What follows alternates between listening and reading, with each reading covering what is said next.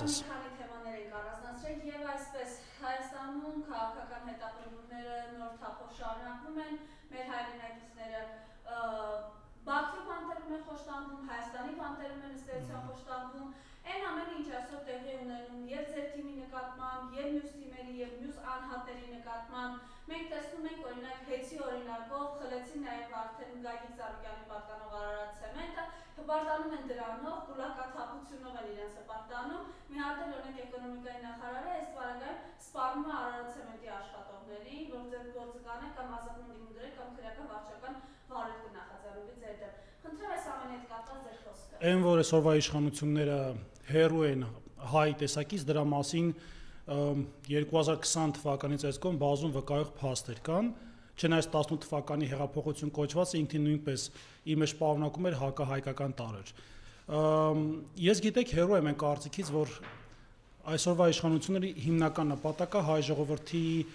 սոցիալական, տնտեսական, անվտանգային կյանքը բարելավելն է։ Ինչու եմ այսպես ասում, մի պարզ բանի պատճառով։ Այսօր Հայաստանի Հանրապետությունում նախ ապրելն է շատ դժվար, գոյատևելու մասին էլ չեմ խոսում։ Եվ երկրորդը, մարդիկ հույս չեն կապում այս երկրի հետ, ոչ թե նրա համար, որ երկիրը վատն է, չգիտեմ, Հայաստանը ամենաաղքատ երկիրն է, ոչ, այլ հնարավորություններ չեն ստեղծում մարդկանց իրենց երկրում ապրելու։ Ու ստիպված այդ մարդիկ արտագաղթում են, հուսալքված, հիասթափված, իհարկե, ամեն ինչը կապում են երկրի հետ։ Բայց այստեղ ամենակարևոր խնդիրը կա, երբ որ քո երկրի, այսինքն մեր երկրի իշխանությունը չունի նպատակ հասարակության կյանքը բարելավելու, ուզում է վերևից Աստված իշտի, թող Տեր Աստված ներող լինես համատության համար, մեկ այս երկրում բան չի փոխվելու։ Քանի Նիկոլ Փաշինյան անուն ազգանունով անձը զավթել է իշխանությունը։ Ինձ համար այլևս համոզիչ այլ փաստարկ չկա, թե ինչու են մարդկանց զրկում աշխատանքից, մարդկանց բիզնեսները խլում իրենց ձեռքից, ու հետո բողոքում, որ երկրում ինչու են սովորական քաղաքացին աշխատող մարդիկ բողոքի ձայն բարձրացնում։ Գիտեք, Գևորգ Պապոյանը նախ տնտեսությունից է շատ հեռու։ Երկրորդը անկեղծ եմ էլ ասում, անձնապես որևէ բան չունեմ այդ մարդու դեմ, բայց անգամ հավասարակշռվածություն չունի։ Իր ամեն մի խոսքից մյուս խոսքը պոռթկում է, մունաթա, վիրավորանքա, սպառնալիչ խոսքեր է։ Սա քաղաքական գործ չի կամ առասարակ պաշտոնյայի վարքագիծ չի կարող լինել։ Հայաստանում վաղուց դադարել է գոյություն ունենալ այդ պարզ լոգիկան, տրամաբանությունը։ Այն է, որ սովորական մարդիկ մարդկանց համար այդ պաշտոնը ոչ թե նախարար դառնաս ու այդ աթոռը գրկես նստես մարդկանց վրա մատ թափտաս, այլ մարդկանց ծառայես, մարդկանց աշխատանքից չզրկես։ Այսօրվա ապօրինությունները տոտալ մասշտաբների էին հասնում ամենայն անկեղծությամբ։ Անկամ նախորդ իշխանությունները կերազեն այս տեսակ բռնապետական կարգեր հաստատեին։ Ես ավելացնում եմ ոչինչ չունեմ, մեր ժողովուրդը պետք է ինչ որ մի ժամանակ, օր ասեմ, ամիս ասեմ, ուշքի գա, հասկանա ով է պետության գլխում նստած ու իր ենթականներն ովքեր են։ Ինչքան էլ որ դա անհատապես տիպի մարդկանց նոր հասկանան, դա էլի ինչ որ մի ամենածայրահեղ մեթոդ է, բայց ինչքան շուտ հասկանանք, որ այս իշխանությունները Հայաստանի օգտին ոչ մի բան չեն անում, այնքան լավ բոլորիս համար։ Անկեղծ եմ ասում։ Երբ իրավապահ համակարգ ամբողջությամբ կենտրոնացված է ընդդիմադիր հայացքներ ունեցող մարդկանց, բերման ենթարկել ձերբակալել, կալանավորել բոլոր տեղերում, հա, այսպես իրականացնել այսպիսի գործողություններ, երկրում հանցագործություններն են բխտում։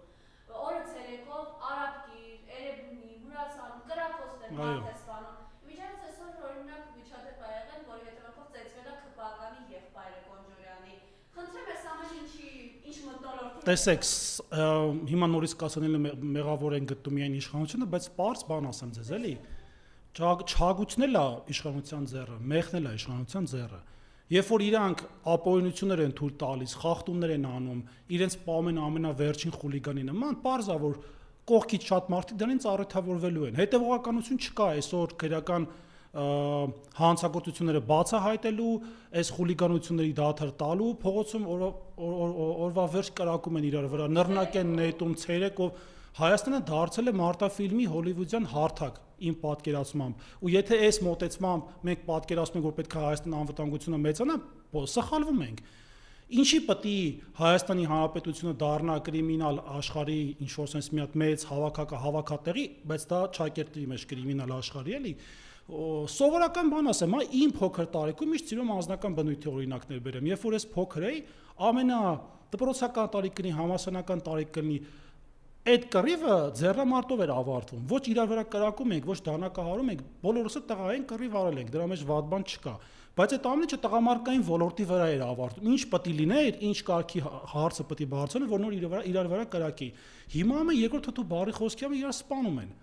Այսօրվա իշխանությունների թողտվությունը դա փոխանակ ներպետական խնդիրները կարգավորելով սպառվել, ընկել են ընդդիմադիրների հետևից, ընկել են Իլհամ Ալիևի պահանջները կատարելու հետևից, ընկել են կեց խաղաղության հետևից ու մարդիկ այսօր սովորական քաղաքացին վախենում է փողոցով քայլի, որովհետև չգիտի դիմացի մայթին վիճաբանության պատճառով այդ բանը գնդակը կրակած իրան կկպնի թե չէ։ Սա ինձ համար անընդունելի իրականություն է։ Այդ եմ ասում, ոչ մեկ երաշխավորված չի, ամենայն անկեղծությամբ եմ ասում, դա կլինի իշխանության ներկայացուցիչ, ընդդիմության թե սովորական քաղաքացի, ոչ մեկ երաշխավորված չի այսօր, որ փողոցում անվտանգ ուղղակի քայլելու հետևանքով իր այդ խնդրեմ չի լինի։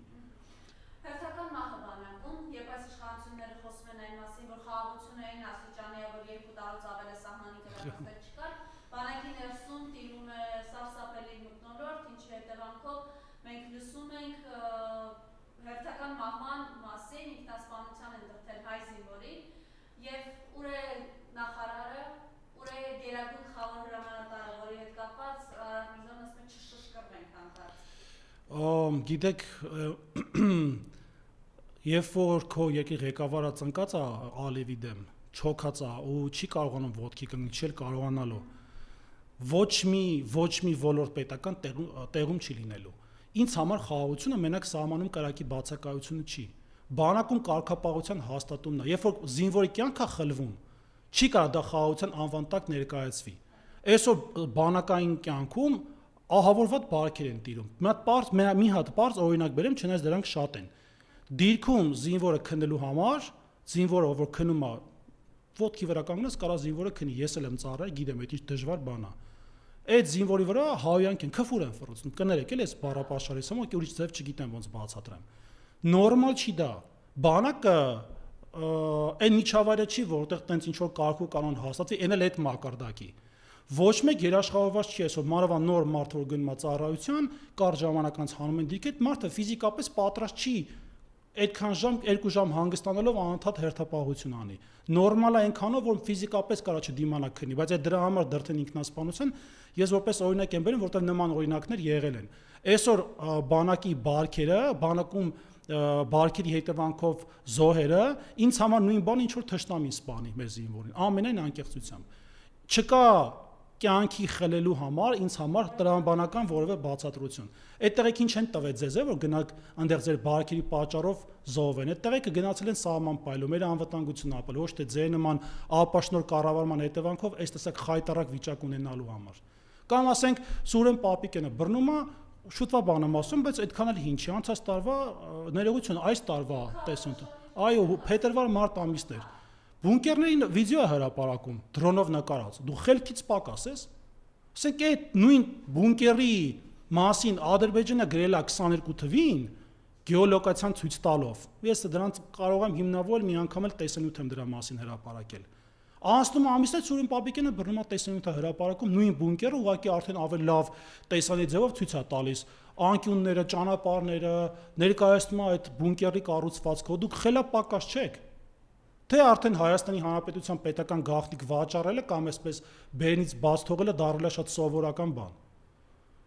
Նորից եմ ասում, իրավունքը Հայաստանում, եթե մինչ այդ առնակամը լինում, հիմա մեռել է։ Հայաստանում իրավունք որպես այդպեսին այլևս չկա։ Նույնիսկ Սուրեն Պապիկյանը հիշեցի, 40-աշնորհի ժամանակ հիշում եք ինչպիսի հայտարարություններ էր անում ձեր թիմակիցների հասցեին, այն պահած բանակի հրամանատարն է, որի 15 զինվորը վառվեց Ազատում։ Այո, որի բանակում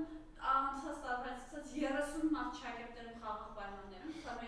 սա որտե այդ տղաները իրոք տնից են չէ եկել։ Ամեն մի տան լույս է չեմ արում այդպես։ Գիտեք Սուրեն Պապիկյանը իր